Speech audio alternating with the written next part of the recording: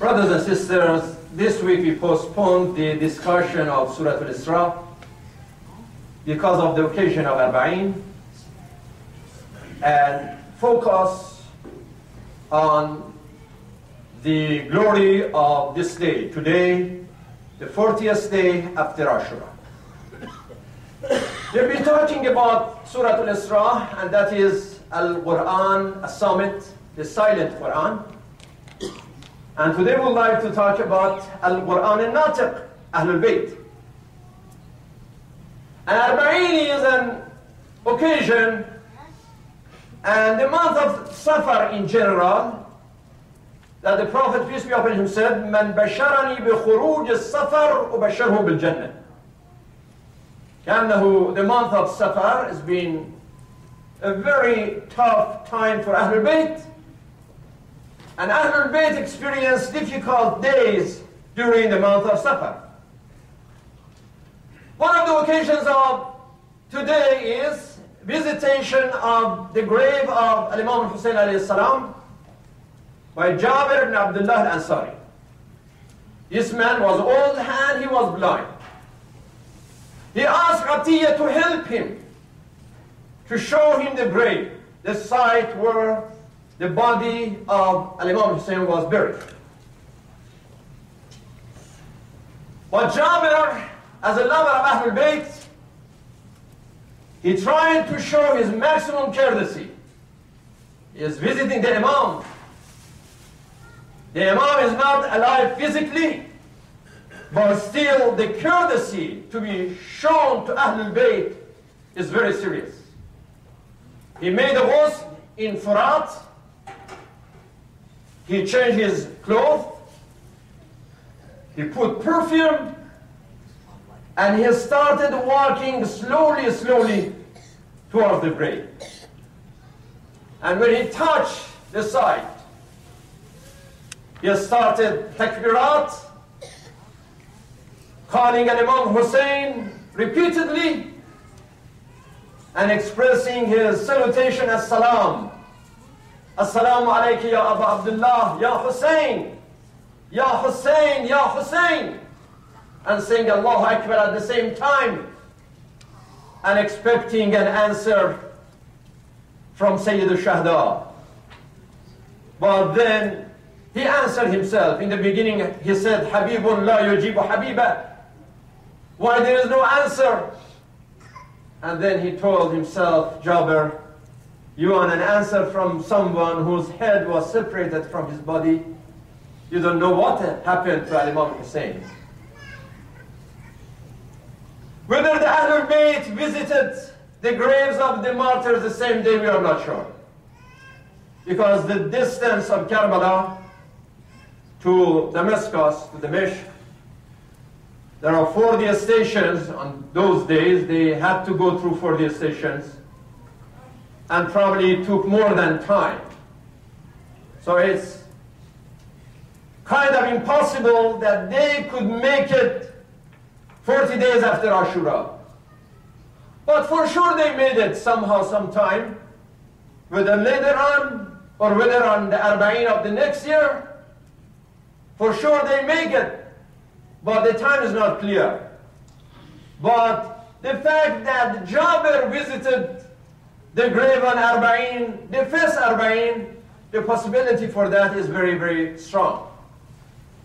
What we learn, brothers and sisters, from occasion of Arba'in is that the battle of Karbala was a very serious one. الحرب بين الجهل والعلم، بين الحق والباطل، بين الخير والشر، بين الظلم والعدل. The confrontation between ignorance and intellect, between good and evil, between truth and falsehood, between justice and oppression, is a very serious battle. And Arba'in is a reminder of the seriousness of this battle. And Imam Hussein, basically, for anyone who studies the event of Karbala fairly, the Imam represented the truth. He represented what Nabi Ibrahim represented. Inna salati wa nusuki wa mahyaya wa mamati lillahi rabbil alameen. Imam Hussein chose Rabbul Alameen as his goal. And he submitted to the will of his Lord. And that was his struggle. He chose Al-Hayy al-Qayyum. Imam Hussein knows that there is only one Al-Hayy al-Qayyum in this universe. There is no two of them, only one. The one living one who is independent. Al-Qayyum is not Qa'im, only Qa'im, or is not Qawwam. Al-Rijal Qawwamun Allah. More than that, Al-Qayyum. That means that the Qiyam, the existence of every being in this universe depends on this Qayyum. And this is Al-Hayy. Imam Hussein chose Al-Hayy al-Qayyum as his goal and said, Inna lillahi wa inna ilayhi raji'un. We are coming from Al-Hayy al-Qayyum, and our short life on this earth will end with our return to the same Al-Hayy al-Qayyum. Imam Hussein represented Malakut al-Samawat wal-Ard. As the Quran says, وَكَذَلِكَ نُرِي إِبْرَاهِيمَ مَلَكُوتَ السَّمَاوَاتِ وَالْأَرْضِ وَلِيَكُونَ مِنَ الْمُوقِنِينَ. Subhanallah. Because Ibrahim was living in Iraq, in the Chaldean community, and they were very smart in astronomy of their time, of course. They knew a lot about the stars and moon and sun. And Allah said that you know only this physical part of the sky. But we, Nuri Ibrahim and Malakut al-Samawat, we showed him the kingdom beyond this physical universe. He knows more than that. And we showed him with the light of Nur al-Samawat wal-Ard, we showed him that kingdom. لِيَكُونَ مِنَ الْمُوقِنِينَ.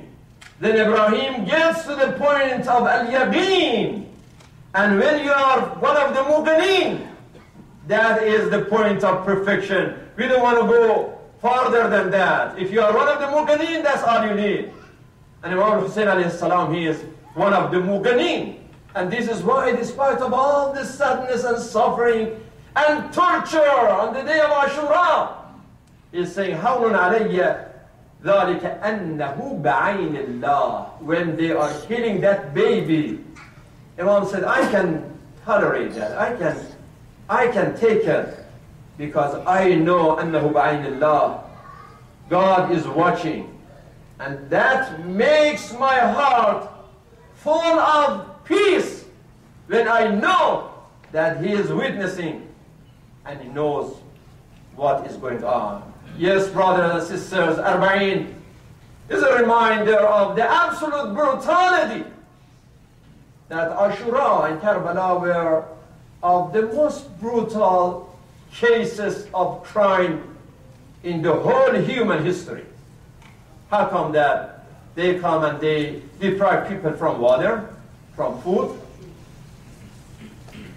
and then separate the heads from the bodies, torture the kids, put the tents in fire, and then arrest the rest of these women and children, handcuff them, and put them on bed backs of the camels, under chains, and move them from Karbala to Sham, more than 40 stations, and take them to the cities.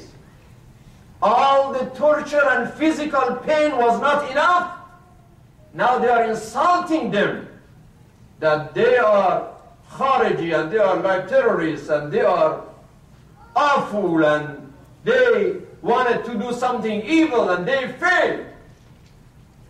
That was the most brutal case that happened to Ahlul-Bayt after Ashura during Arba'in.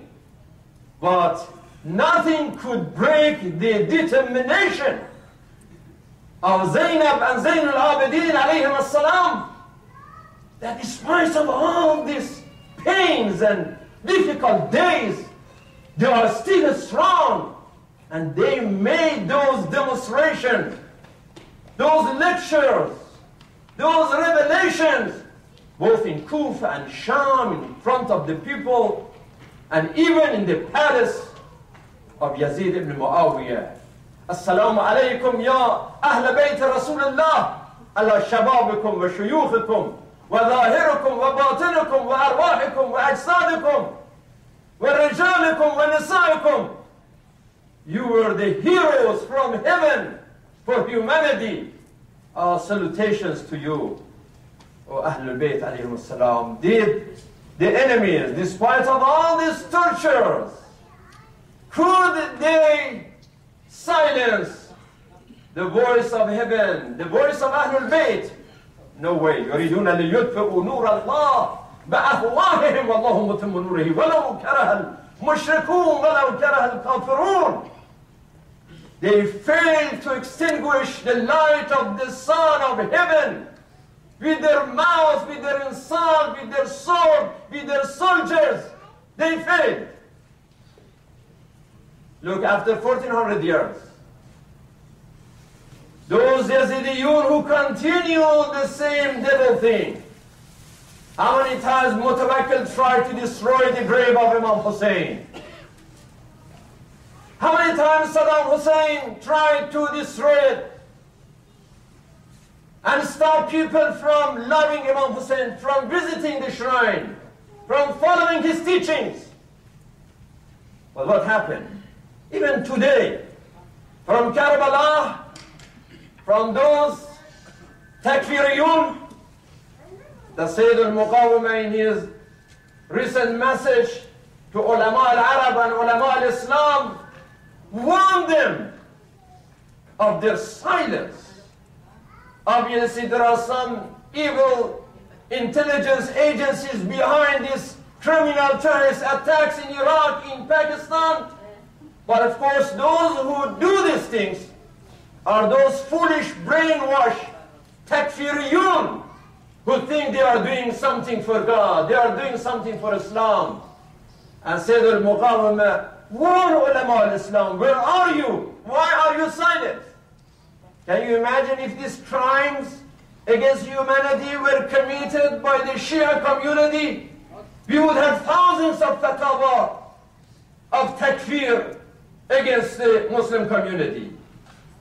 But now, every day, every crime happens, and we don't hear voices of condemnation. We don't hear fatawa, starting from Qardawi to Saudi to Egypt to Jordan to Yemen.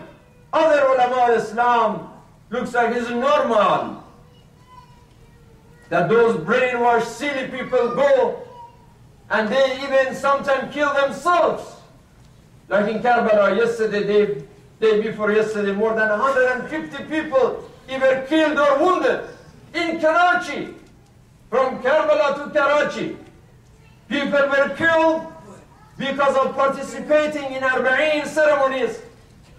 And when the wounded people were taken to the hospital, they went there and they put another bomb in front of the hospital and they killed another 10 people of the relatives of those who gathered in front of the hospital.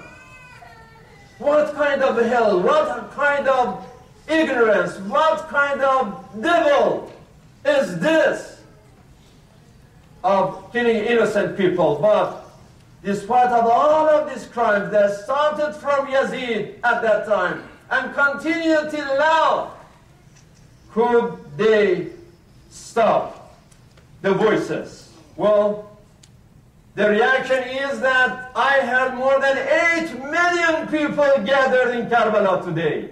8 million people.